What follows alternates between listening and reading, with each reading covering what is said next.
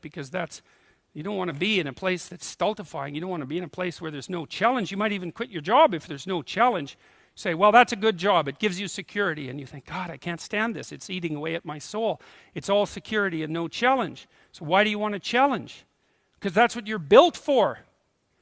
That's what you're built for. You're built to take on a maximal load, right? Because that's what strengthens you, and you need to be strong because life is extraordinarily difficult, and because the evil king is always whittling away at the structure of the state, and you have to be awake and sharp to stop that from happening so that you don't become corrupt, and so that your family doesn't become corrupt, and so that your state doesn't have to become corrupt. You have to have your eyes open and your wits sharp and your words at the ready, and you have to be educated, and you have to know about your history, and you have to know how to think, and you have to know how to read, and you have to know how to speak, and you have to know how to aim, and you have to be willing to hoist the troubles of the world up on your shoulders. And what's so interesting about that, so remarkable, and this is something that's really manifested itself to me as I've been doing these public lectures. I've been talking about responsibility to people, which doesn't seem to happen very often anymore, and the audiences are dead quiet.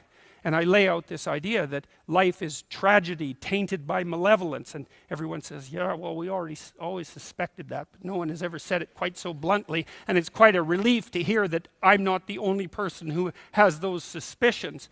And then the second part of that is the better part, and it's the optimistic part, which is, despite the fact that life is a tragedy tainted by malevolence, at every level of existence, there's something about the human spirit that can thrive under precisely those conditions if we allow that to occur.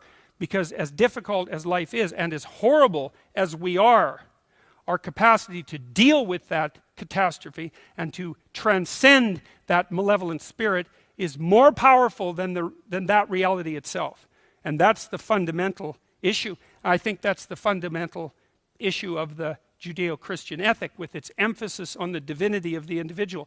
As catastrophic as life is, and as malevolent as people can be, and that's malevolent beyond belief, fundamentally. A person has in spirit the nobility to set that right and to defeat evil. And that more than that, and that the antidote to the catastrophe of life and the suffering of life and the tragedy of life that can drive you down and destroy you is to take on exactly that responsibility and to say, well, there's plenty of work to be done, and isn't that terrible? And there isn't anything so bad that we can't make it worse, and certainly try very hard to do so, but I have it within me to decide that I'm going to stand up against that. I'm going to strive to make the world a better place. I'm going to strive to constrain the malevolence that's in my own heart, and to set my family straight, and to work despite my tragic lot for the betterment of everything that's in front of me. And the consequence of that, the immediate consequence of that, is that when you make the decision to take on all of that voluntarily, which is to stand up straight, by the way, with your shoulders back, to take on all that on voluntarily, as soon as you make that decision, then all the catastrophe justifies itself in the nobility of your striving. And that's what it means to be an individual. Thank you.